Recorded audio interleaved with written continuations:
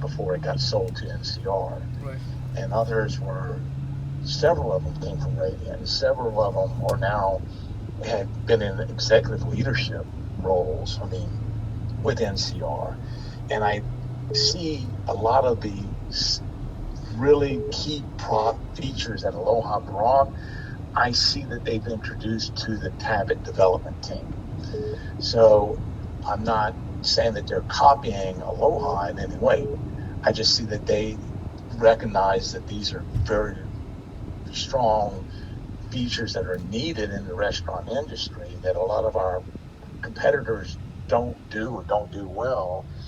And they're bringing these things into the product. So as I start really getting into the product, I start seeing not similarities because it's built differently. Aloha was built on Windows.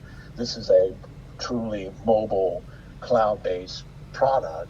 So it was built from the ground up with mobility being the key feature, whereas Aloha was always a legacy POS like Micros and PosiTouch and Restaurant Manager, right. etc.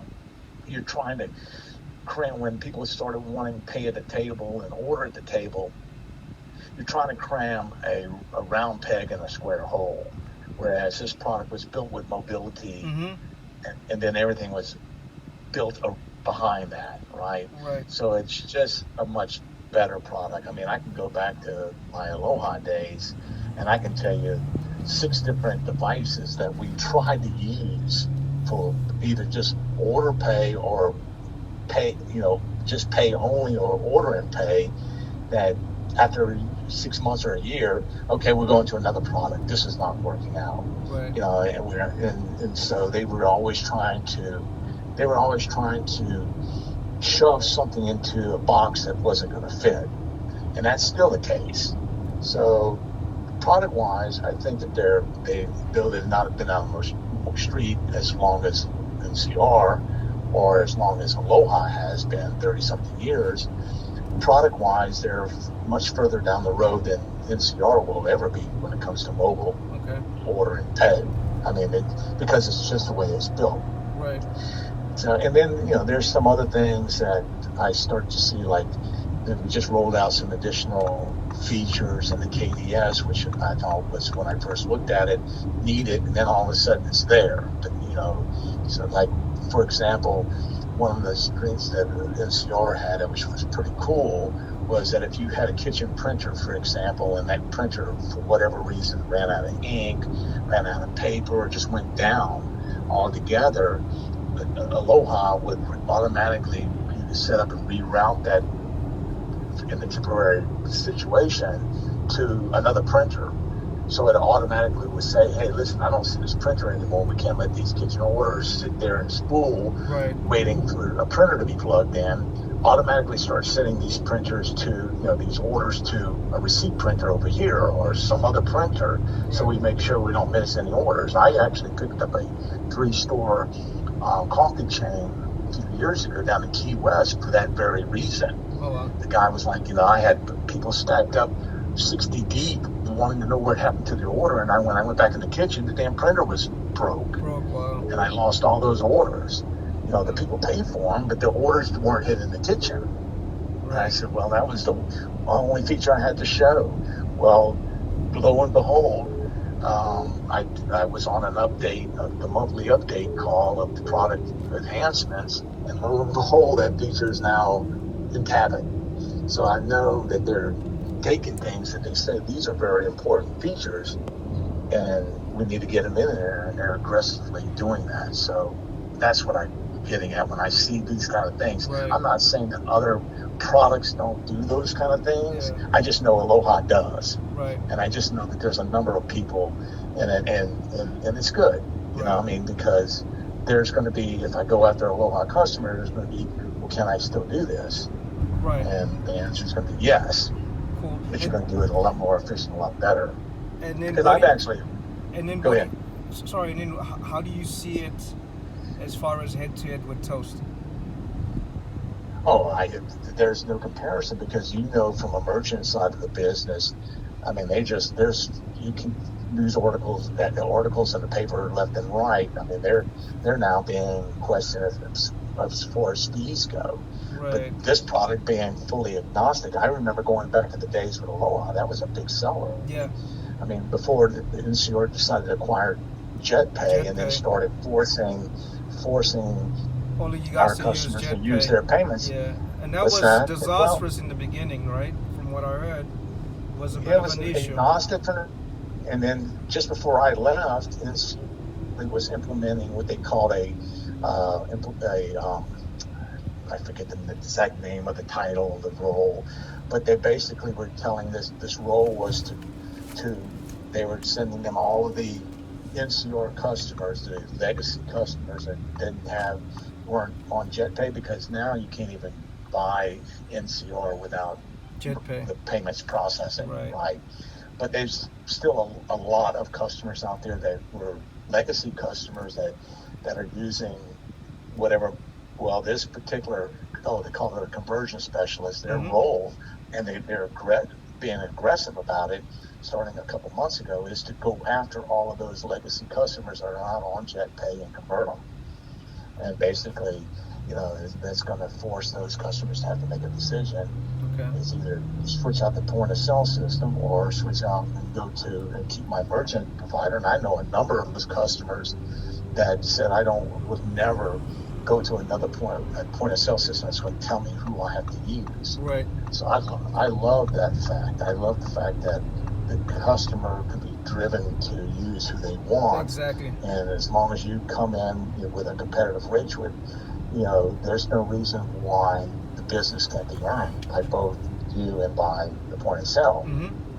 Mm-hmm. Because very few of our competitors out there now. I mean, if you look at what Shift4 did just in the last years, Shift4 acquired 5 different point of sale systems. I've been saying it for the longest. Yeah, Yeah, Pinnacle, yeah. So I actually, manager. Yeah, restaurant manager. So I used to push Shift4, which was Harbor Touch, Future POS. I pushed a lot of that. So we were forced to sell that book last year. Right. Because they were going after a Toast type. They're following the Toast system where they actually approached me after the buyout to become a W-2 employee with them. And then we pushed SkyTab. So that's what I was going to say. That just last year, I knew that they weren't ever going to be able to support all those point of sale systems. Yep. As far as technology, continuously upgrading and everything. Right. Last year, they released the SkyTab product, and and I've been talking to Robbie's as an example. I know the owners of Robbie's down in Isla Mirada for years, and they were a big PosiTouch user. Yeah. And I ran into Michael and his son Robbie down in Key West, and I was talking to him. He goes, "Yeah, they've been coming aggressively every day, saying that they're going to have to stop supporting my PosiTouch and put me on SkyTab." Yep. I said, "Yeah." I mean, that was the first step of their business model. Was first, let's convert everybody over to Shift4, and then once we get them on the Shift4, which is why we bought these companies in the first place, was the customer base.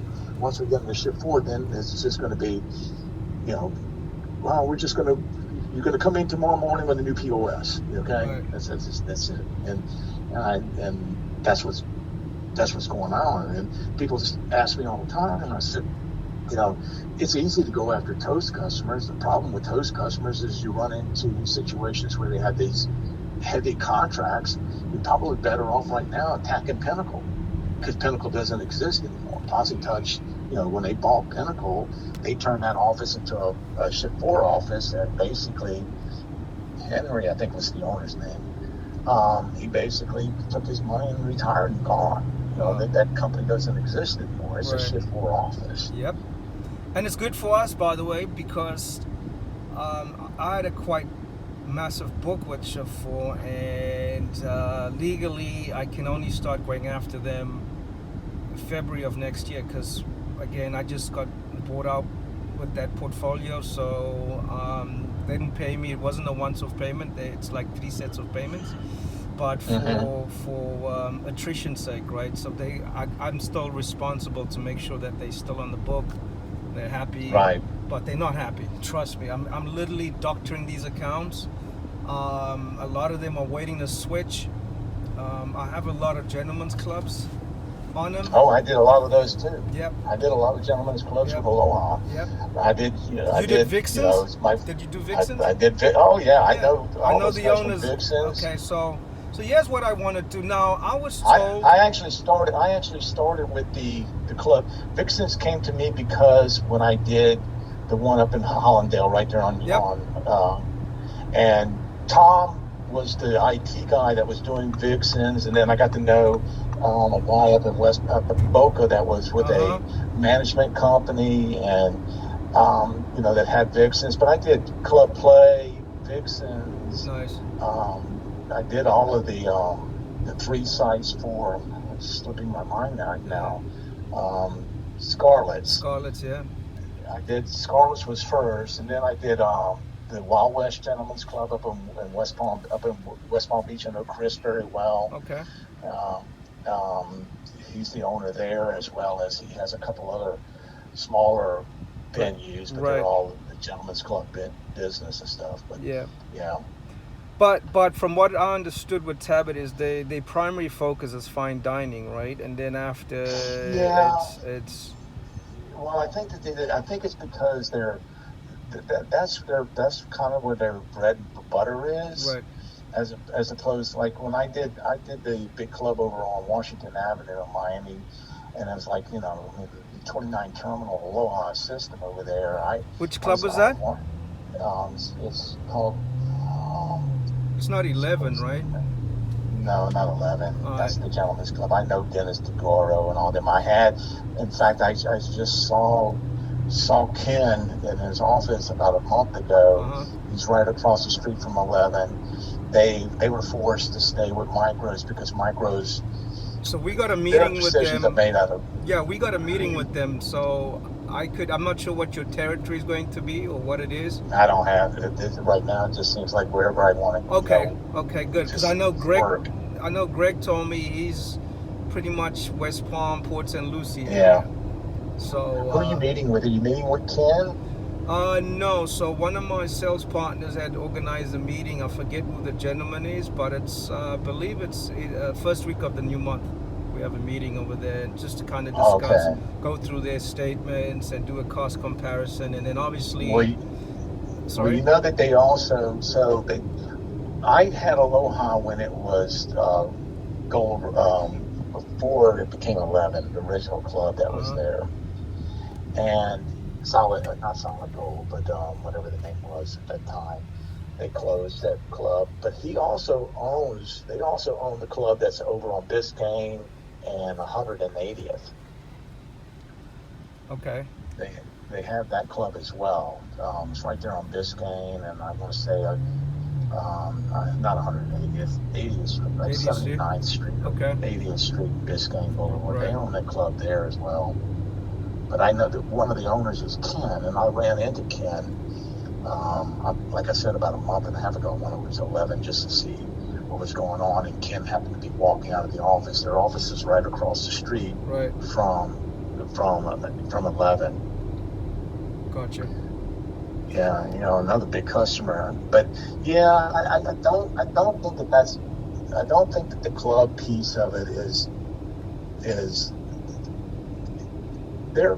What I understand, and this is talking to Itai, who kind of is running all the sales, is that they needed to put focus towards a certain industry to get things moving, so we weren't scatterbrained all over the place.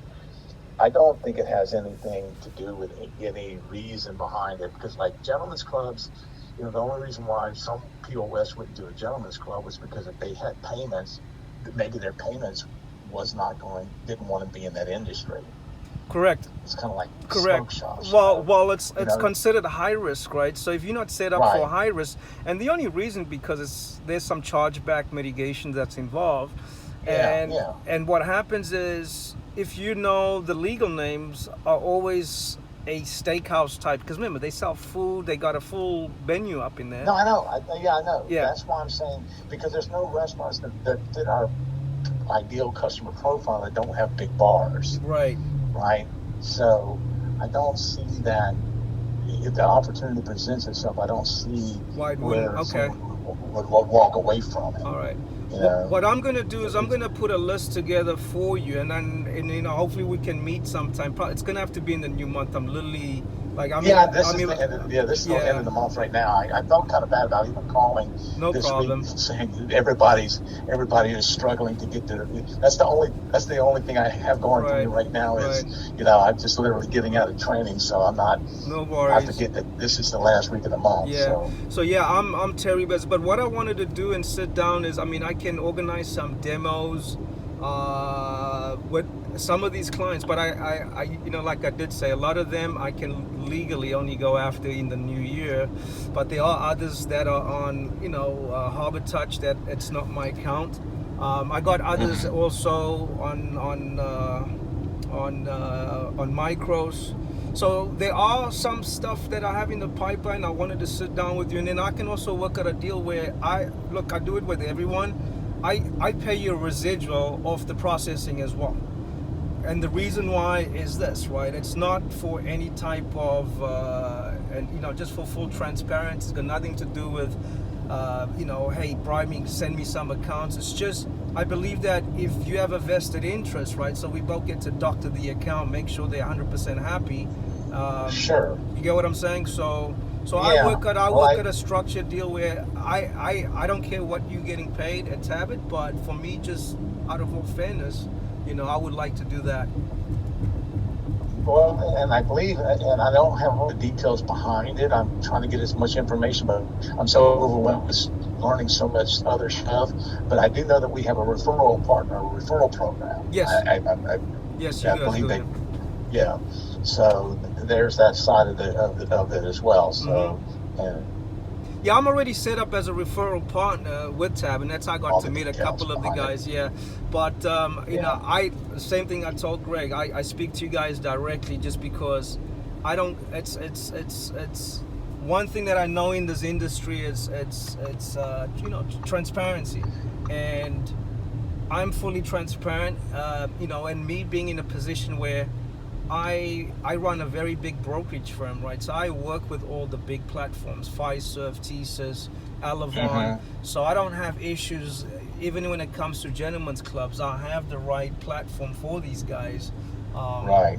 and I've been successful at it. It's just finding the right POS partner at times that, like for example, I was running with Shift 4 for a long time, and you know what, Shift 4 for some time was great, right? But since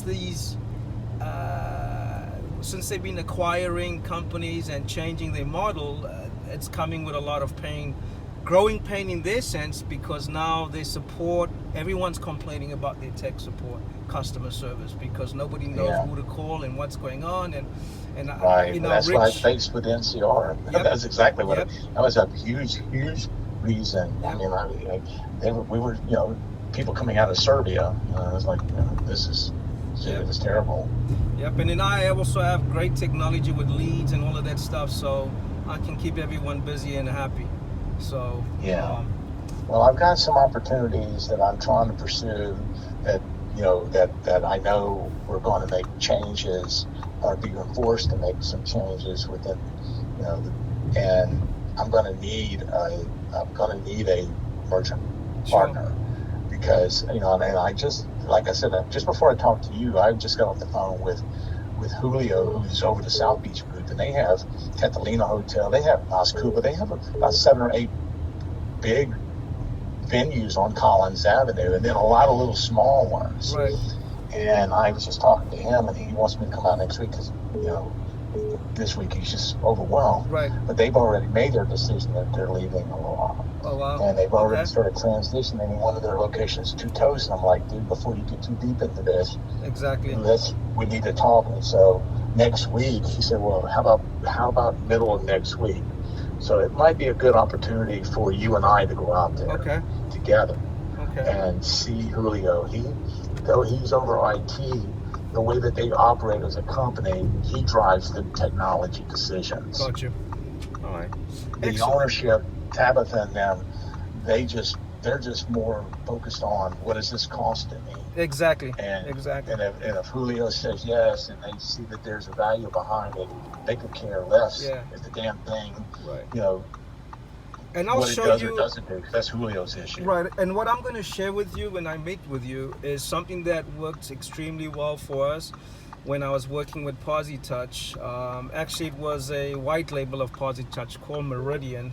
They based out of Fort Yeah, Lauderdale. I know Meridian. Oh, you Yeah, know I know Alan and Meridian. them, Alan and Brandon. Yes. I don't know them. I've seen Meridian, and I don't know if that's the same product, but I've seen Meridian Star, and I've Yep. seen Meridian Yeah, it's the Society. same But product. It's pretty much a white label of PosiTouch.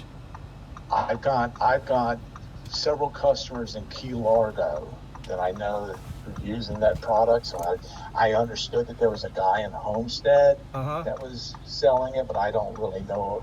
I've seen it all over the I'm going place. after all of that. So I did a lot of. I've sold that book too, but the way my program worked was zero POS fees, zero credit card fees, and what I would do is I would literally have them bill me, right? So the same thing that Tablet will do. Tablet will bill me the SaaS fee versus the customer. Yeah, I buy the hardware. Now, mind you, me, it's been justified if it's big volume accounts like Rachel's. I did. Rachel does right. about 2.5 million a month. So we gave Hmm. them a bunch of free stuff, zero payments, and it works extremely well. Obviously on cash Yeah, discounting, right? So um, that's how we can win at this. Again, when we sit down and meet, when we make the time to sit down, I'll show you how what works for us and how we've right. managed to get literally within the last 3 years, we managed to get about 2,000 restaurants off this program, and it works. Well, So I've got. Back in the day, I had a lot of large hospitality groups. You're probably familiar with them, right, and I've got my focus in the next week or two is to get in front of them because they all left Aloha because of support and services and the MV and everything else with the Toast. But they've been so involved in Toast for the last years, they have to see what is killing them in cost. One of them's been is Jared at Midnight Hospitality. They uh-huh, have Bodega, they have all these restaurants. They're right up here on 33rd and Biscayne. I plan on getting in front of Jared. The other one is Grove Bay Hospitality. That they own a bunch of stuff, 15 restaurants, and then nice, Centurion Group. And nice, they all left Aloha because of two things. One being support, going to hell, and the other one being the EMV and pay and wireless ordering and payments at the table. gotcha. And I know that they've been around those toasts long enough that they've seen. And then there's a big one down in Isla Mirada, which is the Well Harbor Group. Mm-hmm. And they've all been around with Toast long enough that their contracts are coming to the end or are at an end. They have enough. They've seen enough pain and anguish now that they have to be looking at wanting to make some other decisions. Gotcha. And if I can go in there, I look at it two things. If I can go in there, with a I'm gonna wrap it up one, right now. which I think is great, is the ability to say, listen, which is a better partner for you? One that's going to force you into a 3-year contract, and once they got you signed, that's it. You're stuck until you get out of it, or one that has to earn and keep your business month after month. Right. Because essentially our subscription is a month to month, Correct. and if that's if we don't do our job next week, you leave us, right? Well, that's not what we're in business for. Everybody